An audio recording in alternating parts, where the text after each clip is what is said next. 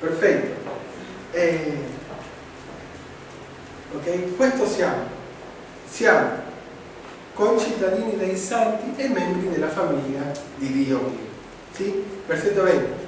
Siete stati edificati sul fondamento degli apostoli e dei profeti. Qua questo è molto importante perché abbiamo un fondamento, il fondamento dei profeti e il fondamento degli apostoli. C'è un fondamento, Dio ha stabilito un fondamento e noi non abbiamo una dottrina cristiana staccata dai profeti o staccata dagli apostoli. No? Non è che noi siamo i credenti del XXI secolo, sì, l'apostolo Paolo, gli apostoli dell'antichità, sì, va bene, ma adesso siamo nel futuro noi. No, noi abbiamo un fondamento, già il fondamento già è stato messo. Non c'è un altro fondamento, già il fondamento c'è. Il fondamento qua è dei profeti e degli apostoli. Sì? Guardate, versetto 20. Essendo Cristo Gesù stesso la pietra angolare. Stiamo parlando di un fondamento, stiamo parlando di un edificio, di una costruzione, non una costruzione fisica, ma sia spirituale. Sta dicendo la principale pietra è Gesù Cristo. Ok? E noi siamo pietre vive, dice l'Apostolo Pietro. Noi siamo pietre, siamo come dei mattoni, sì? E ognuno fa parte di questo edificio, è straordinario. E il versetto 21 dice, sulla quale l'edificio intero, ben collegato. Com'è questo edificio?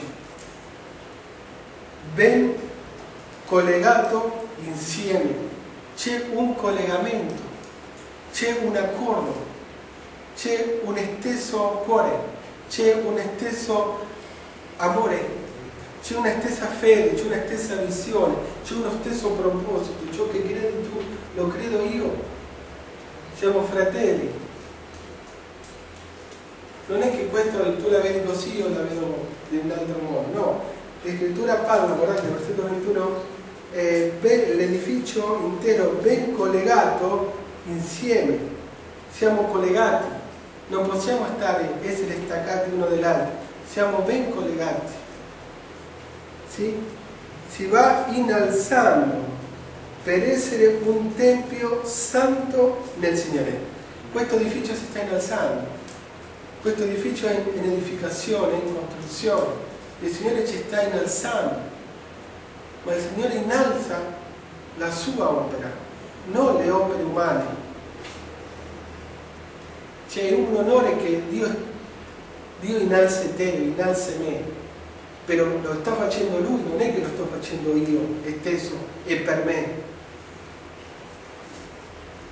Il Signore sta innalzando il suo edificio, perché l'edificio è suo, non è nostro. Il Signore ci sta innalzando perché? Perché noi apparteniamo a questa edificazione. Se noi fossimo lontani, non potremmo mai essere edificati e nemmeno innalzati, ma lo siamo. Perché? Perché il Signore sta lavorando in noi. Per questo è tempo di capire che qua non è una questione solo di fede o di religione o di assistere a una comunità o a una chiesa, è una questione di appartenere a questo edificio. Se chi non è nell'edificio è fuori dall'edificio. Ci sono persone molto intelligenti che insegnano religione, cose qua, filosofie, però se tu non appartieni all'edificio, fratello, che fai? Si capisce? La scrittura è chiara. Versetto 21, sulla quale l'edificio intero, ben collegato insieme, si va innalzando per essere un tempio santo nel Signore. Cioè non si innalza per la gloria dell'uomo, ma con un proposito, essere un tempio santo nel Signore. Se il Signore non c'è nell'edificio, può avere una grande comunità, avere tante persone, avere tanti musicisti, fare tante attività, ma niente più. Cioè non serve a niente, è solo un spettacolo. è solo una rappresentazione, è solo un'espressione artistica, niente più. Ma il regno di Dio è tutta un'altra cosa. Sì? Perché? Perché qual è il proposito? Che il Tempio sia santo e del Signore. Versetto 22 e finisco. In Lui, voi pure, entrate a far parte dell'edificio che ha di servire come dimora a Dio per mezzo dello Spirito. Cioè, per questo uno chiede grazia, per questo uno chiede l'unzione, per questo uno chiede i doni dello Spirito, affinché l'edificio chiede rivelazione, possa essere innalzato, ma con il proposito che Dio ci dimora dentro. Perché un edificio, se nessuno ci abita, a che serve? Chi investe soldi per fare una struttura e lasciarla abbandonata? No, si fa una struttura per fare affari, per affittarli, per venderli o per abitare uno. E si fa una bella struttura, ma si fa con un proposito. Se non c'è proposito, non serve a niente la struttura. La Chiesa, se non c'è il Signore nel centro, non serve a niente la Chiesa.